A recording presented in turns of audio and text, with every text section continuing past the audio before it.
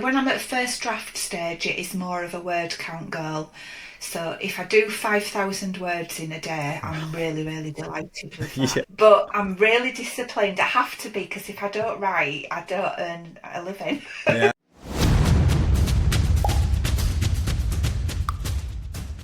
Maria, welcome to the show. Thank you so much for being here today. Thank you for inviting me. It's great to be here.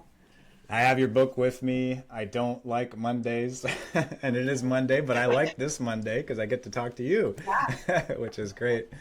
We're going to start right with the pitch. Let's get into it. Right, okay. So, I Don't Like Mondays is a claustrophobic psychological thriller, and it's about a woman who wakes from a coma after being rescued from a train track. She has no clue about how she came to be in the path of a train, and she doesn't recognise any of the faces around her hospital bed, the faces that proclaim to be her husband and her two sons. In fact, the memory of the last 10 years of her life seems to have been wiped away entirely, and all she has to rely on are what her visitors around her bed are telling her. The problem is she doesn't know who of them she can rely on, she doesn't know who of them she can trust, and she feels there's at least one family member who knows more about what's happened to her that fateful Monday morning than the letting on. So yeah, that's the book in a nutshell. Great, thank you. You said claustrophobic psychological. Can you explain what does that claustrophobic mean in this case? Well, a lot of it's set within, so the character's almost like trapped inside herself because she's kind of lost who she is. So a lot of it is her thinking to herself. But the story itself's quite claustrophobic in that it's set in the confines of her hospital room, which just adds to that kind of closed in feeling that she has about her situation. Yeah. And what sparked the idea for this book? Well, I was just standing bored, waiting for a train. I live in Yorkshire in England, waiting for a train down to London for a conference one Monday morning, and then it hit me. Well, the idea hit me, not the train. That's good. You weren't a victim of the same situation. Yeah. So and what idea hit you if what would happen if I got pushed in front of the train right now? Is that how that happened? It was just such a throng of people there. It was kind of, everyone was surging forward as the train approached. And I kind of thought it would be so easy for somebody to fall onto that track. Everybody's going over the like safety line. Everyone's like pushing and jostling Yeah. each other. It'd be so easy because my mind is terrible being a psych thriller author. Yeah. I'm always imagining the worst that people could do. And I'm like, if somebody wanted to push somebody in the path of that train, I could get away with it. There's that many people here. Yeah. So the idea just kind of snowballed from that. Okay. And how did that snowball work for this book? Do you outline your books or do you just write them from that basic idea that you just talked about? I do some outlining. So all my books start with kind of the seed of an idea, like I've just described, and then I'll get to know my characters a little bit, and then I'll sort of flesh out a very basic outline. So really, when I start, I might know the twist if I'm lucky. I might know the ending if I'm lucky, and I might know some of the plot points I'll hit along the way. But I'm not one of these who sort of says, right, what's going to happen in chapter one or what's going to happen in chapter two. It kind of, it's a very basic outline. And I find that more exciting as a writer because I set off not really knowing how things are going to unfold. Hmm. So it makes it more interesting for me as I write, rather than having it all mapped out in time for me. Because characters, they just go off on their own Yeah. tangents. They do their own thing anyway. So yeah, I don't try to box it all in before I start. Do you find the editing process more challenging? I guess we could speak specifically to this book with that approach.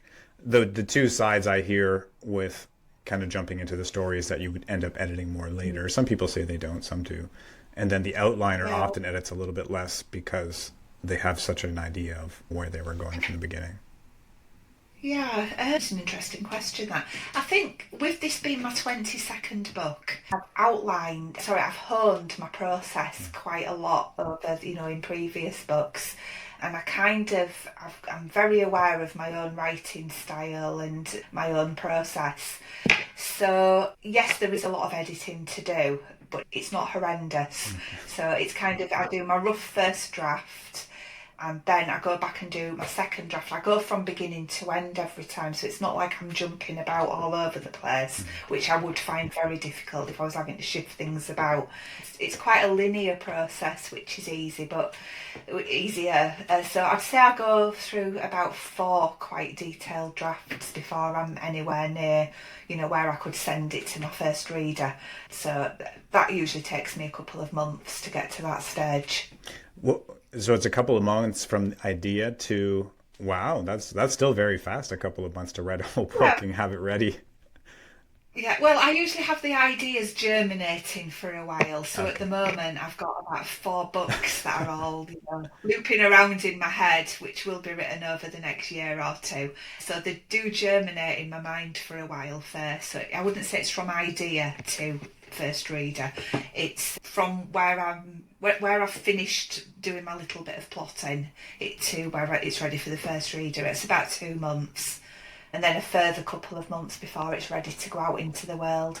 But my first book took me 6 years to write.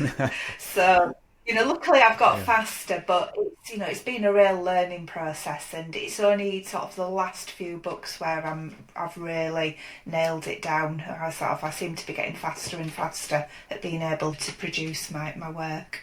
I am full time as well, so Yeah. When you wrote this book, how was your daily process? Do you sit down for 3, 4 hours at a time, or do you have like a word count goal every day? a bit of both, really. So when I'm at first draft stage, it is more of a word count goal.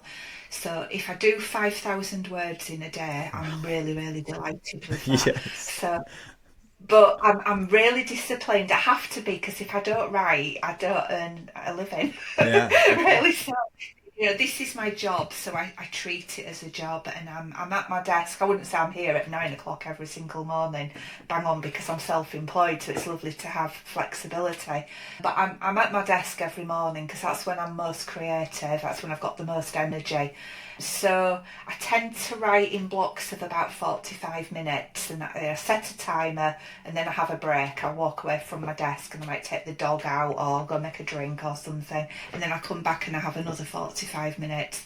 But I can write about 1,000 words in 45 minutes when Wow. I'm first drafting. So that's only 5 blocks of that in a day, and I've got my 5,000 words. I'm not saying the brilliant words at the first draft stage, because Yeah. I'm really just banging them out. But once I get to second draft stage, it's more that I'm trying to spend about 4 hours a day then.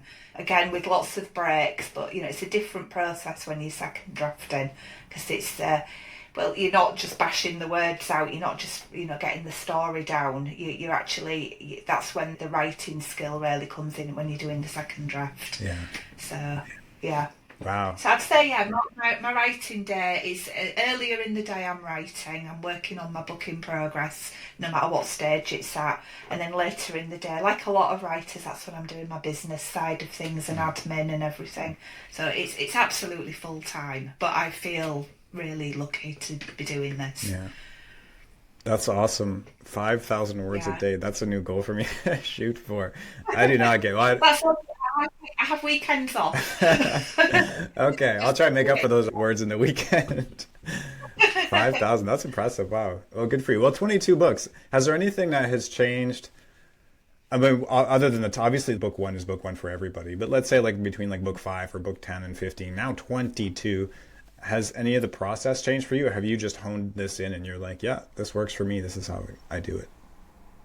Yeah, I've honed it in definitely, but I'm still like a lot of writers, as I'm doing, especially my first draft, I'm typing away and I'm thinking, this is rubbish. Who on earth is ever going to want to read this? And I've still got that same self doubt that I had with my first book. Wow. Every single time, I can't shake that. And then every time I finish a book, I still wonder if I can do it all over again. But I have very demanding readers, so I've got to do it all over again, because they're always saying, "When is your next book? I've read everything. Come on." So I've kind of, I'm answerable to them. So I don't think. I think maybe what's changed, I have got more confident. I do know I can do it now. I know, whereas my first book, it took me 6 years. I was constantly stopping and starting. I guess what I've got, what more now, I've got the time. I'm full time at this, whereas before I was fitting it around a day job to start with. Okay. So I feel very lucky in that Mm-hmm. respect. That gives hope to a lot of writers out there who are in that position, Good, and good. myself included, where we're working toward getting away from full-time jobs or Yeah, part-time jobs to be able to do that full-time. So yeah. congratulations on being able to do that. Thank you, thank you. Did any of the situations that came up in this book mimic anything from your real life as far as inspiration from the relationships or some of the conflict that happened in this book? I guess so. I think with every book I write, there's little threads of me in them, especially in the main character and in the relationships. So I make no secret of the fact that I had a really awful first marriage. So there's little threads of that in sort of the marriage situation Mm-hmm. that's in this book. So yeah, there is that, and then there's family conflict. I've been no stranger to that, like lots of us. So little bits of that go into it. Mm-hmm. And my current husband always recognises little things that he might have said in my characters that I've pinched and put into the book. So yeah. So I think there's real life in every single book. Thankfully, nothing as drastic. Yeah, it certainly it certainly finds its way in there. I can't think of a particular scene as such that it's. Thankfully, I've never woke up out of a coma having been hit by a train. Let's hope not. Yeah. Yeah. The process from like who gets your book, because you mentioned the sending your book off to your first reader. Is it from, you said it might be three or four drafts and then it goes to your first reader? Is that an alpha reader essentially? How is that process from, for this book at least, from now the first draft is done, how does it get to publication? And when do you think it's ready for publication? Right. Well, I don't think a book is ever completely ready. I think we can tinker with it, and tinker with it some more. But I think when once I get to that stage where I'm just tinkering, I know that it's kind of ready for the next stage then. And the next stage in my case is my husband. I should credit him as well with the fact that I'm able to do this full time. Because in lockdown I got the chance, like lots of us did, to work at this full time. It was like, suddenly I had all this time to go for it, so I used it. When lockdown ended and I could have gone back to work, he said, no, you carry on. And he worked two jobs to support me until I brought the whole thing into profit. So that belief in me was just absolutely amazing. And I couldn't have got to where I've got to so fast without him behind me like that. So, I really do credit him there. And he's my first reader as well. So when I'm at that stage where I feel the book's kind of as good as I can get it, I pass it to him. And he's usually read it within a week, and he's giving me feedback and doing comments on on the Word document. And if he thinks something's rubbish, he doesn't mince his words, and he's brutally honest. And he's really good at it. I mean, he's actually a probation officer by that's his job, but he does read a lot, so he's actually really good at this process, and I'm incredibly lucky to have him. So once I get all this feedback from him, I then implement it. We both do a proofread, and it then goes to a team that I've built up of my readers, and 50 of them get a Wow. copy then for feedback. So they're kind of my beta readers, the beta readers, arc readers, and street team all as one really. This team of 50 people, they're just wonderful. I don't know what I'd do without them. Wow. So, and after that, after those 50 pairs of eyes have all been on the book, that's when it's ready to go. Cool. So, yeah, Okay. yeah. Wow. How did you build that? I'm getting off topic, but I'm curious. How did you I, get 50 I readers? for anything, yeah. That it's been a gradual process, really. So, back in 2019, before I ever published, I started building it. And it's just through my mailing list. I invite people to, I call it Frank Fans, my group on Facebook. And I just invite people through my mailing list once they've been on a certain length of time and opened, what they've already had, and they're engaging, with me and reading my books. I say, would you like to come and join my reader group? And some do, some don't. Those that do, maybe 1 in 10 of them become like really engaged, kind of like super fans, and they want to be part of this process and help me with it. They love getting the advance copies, and it's a really lovely group there actually that I've got on Facebook. There's about 700 readers in there now. So when I've got a new book coming out, they opt in, so I say, right, which 50 readers would like a copy? And some of them get to take one every single time, some of them are new to it. But yeah, so it's just simply recruited through my, I say recruited, it sounds bad, but yeah, I don't know if recruited is the right word. But yeah, that's how they come to be in my sort of closed group on Facebook. Wow. Yeah. Wow, well done. Okay. Thank you. So we're going to jump to talking about characters a little bit. There's a sense, because of the way the book is written, that we don't know who necessarily to like or to dislike, especially as it's going. It seems like there's almost always a villain, and we won't give it too many spoilers, but it's hard, isn't it? yes. Well, you mentioned claustrophobic, but how did it feel writing this? Knowing, obviously you knew the ending, and I do now, or I guess you didn't know it while you were writing it because you didn't outline it. Yeah, I mean, this is very much, I can say this, it's very much a whodunit and kind of what happened kind of a book.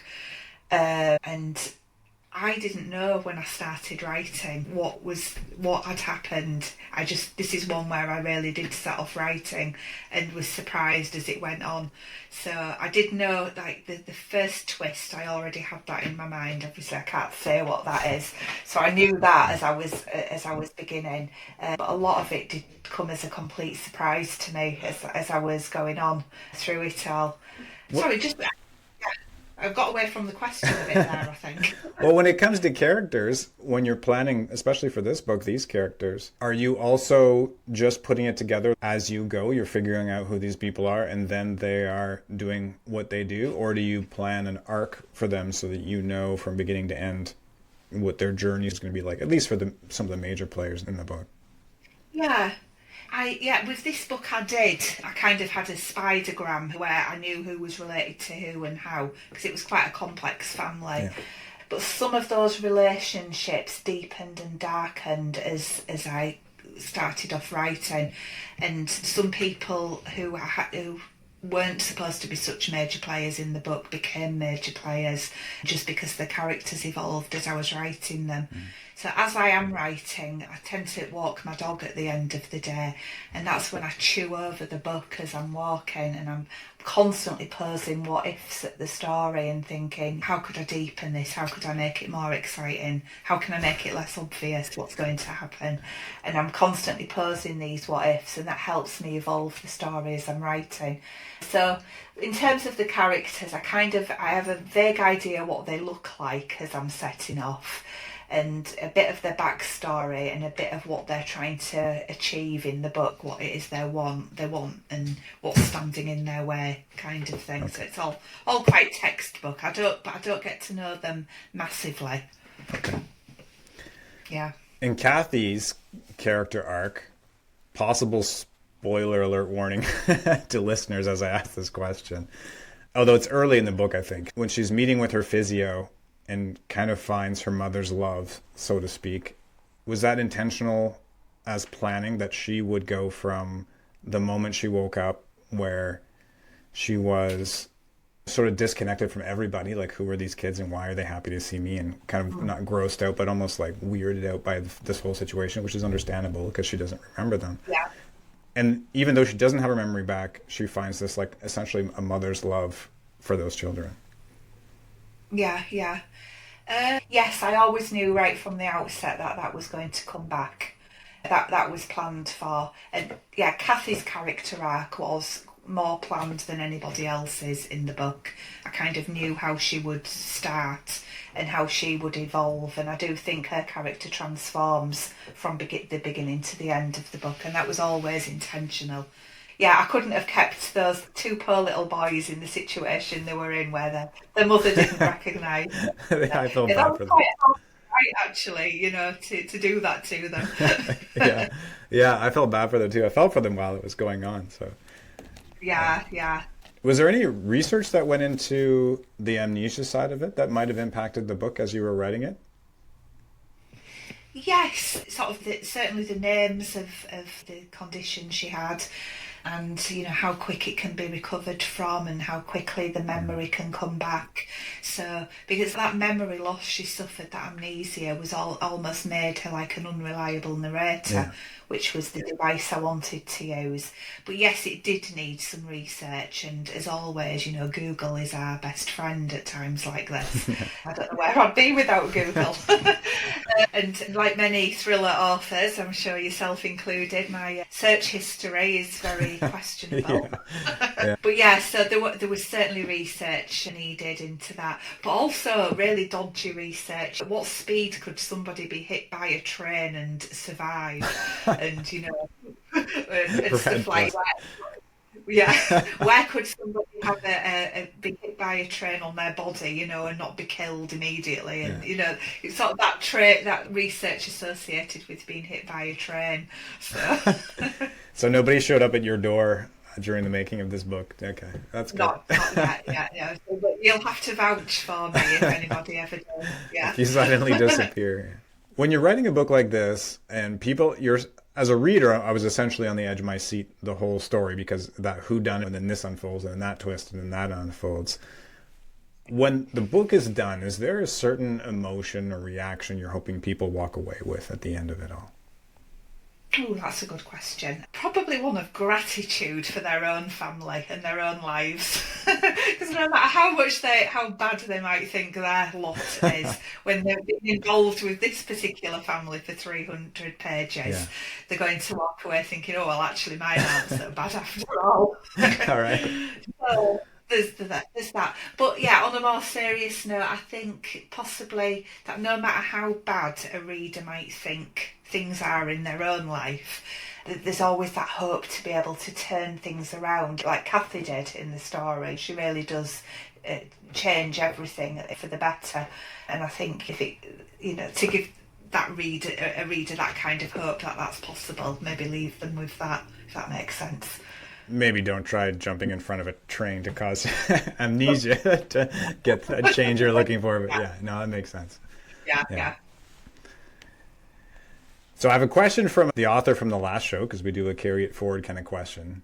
Thomas Stewart was the last guest on the show, and he asked, do you find that when you're writing, you mirror yourself, but you don't realize it until you completed the story? You mirror yourself. Yeah. So I guess you kind of touched on this earlier a little bit. Yeah, we did. I wouldn't say I mirror myself, but like I said, before, there is threads of me in every single character. So sometimes when people say, "Oh, the main character was really unlikable," I think, "Oh, that's me. That's What was partly it about me? Yeah, because there are little bits of me in every, especially the main characters, and they are usually female main characters as well. There's only maybe 4 of my books where I've used a male protagonist. Okay. So, but even with one of those, at first, I've changed it all now, but before the book was released, I was accused of having the male character just a little bit too sort of feminine, and it was unrealistic how he might think and be according to feedback I got. Okay. So I had to change that. So there were threads of me even in the male characters. So yeah, lots of me is mirrored. At the end of the story, when you're done writing it, has Yeah. there been a moment where you didn't realize that something about this story mirrored you, but you didn't know it until after the story was done? No shocking, almost like a shocking reveal, or like, wow, I processed that trauma without realizing it. Yeah, not with this one, I don't think. I think I've possibly had that with other books I've written. Okay. But yeah, not with this one. Okay. Yeah. Patreon member question. What gives you the greatest sense of value when you get feedback from readers? Oh, I think statements such as "your book got me out of a reading slump" are just lovely to hear. As readers, we do sometimes find ourselves in a slump where we haven't read for ages, or we pick up a book and we just can't get into it, we can't concentrate, particularly when other things are going on in life. So when a reader says to me, "You've got me out of a reading slump," that's really nice to hear. Or sometimes I'll get emails from readers and they're in hospital and that kind of thing. Life's really tough, but my book's giving them an escape from that. It's a distraction, and they're messaging to thank me for keeping them entertained for a few hours. Or sometimes I get messages saying, "You've kept me awake all night." And they're equally nice to hear. Yeah. So I always apologise for that, but then put in brackets, "I'm not sorry really." Sorry, not sorry. Yeah. Yeah, I love getting messages from my Yeah. readers. It's the greatest thing about my job, other than the writing. So because I'm now into my 6th year of doing this full time, a lot of my readers have they've become friends. To be honest, I've not really met any of them in person. Hopefully, in the years to come, I can do something about that. But they're just fantastic. It's so supportive, and I obviously wouldn't be where I am now without them. So I'm always grateful and always happy to hear from them. And I do pride myself in answering every single email that I receive, and I try to answer every single social media comment as well, but that's becoming harder and harder because they're starting to snowball. Yeah. Yeah. Yeah.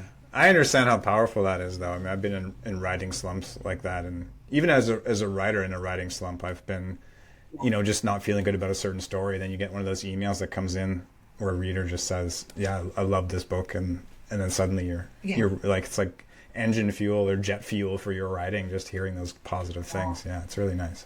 Yeah, yeah. It's a good idea. I have a folder in my email account where the really lovely emails I get, I file them all. And if I am having a down day, if I've had a bad review or the words aren't flowing or whatever, I have a look at that into my lovely emails that I get, or I pop into my reader group on Facebook because they're always great on there. So yeah, but it's the readers that keep me going. That's a great tip. Yeah, Yeah, put them aside and look at them once in a while. Yeah. yeah. If you can pick one thing that you felt led to your success so far, what would it be? What worked best to get you where you are now? Ooh. Probably absolute tenacity and not having a plan B. So this is kind of all, yeah. All I want to do is to be an author. It's burned at me since childhood, and it was only when I got into my 40s that I've kind of really gone for it. I think I'm totally unemployable now, so I couldn't go back. I'm here to work for a boss now. Yeah. I love being my own boss, and I've never worked harder than I do. But I think it's that tenacity, that absolute drive and determination, and really, really wanting it. Because I've got 24 hours in my day, the same as anybody else, but I've chosen to channel every spare moment into, developing myself as a writer and improving my craft and learning as much as I can, and just, and obviously learning from my mistakes, but most importantly, getting my backside at my desk and writing.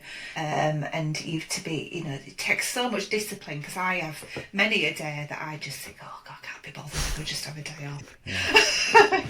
And I've really, once I've got into the flow, then I'm fine, I'm aware, but sometimes I just really can't be bothered, and I think, oh. But yeah, it's that tenacity and that drive, and that's, I think, any writer who wants to make it and get into double figures with the books has to have it.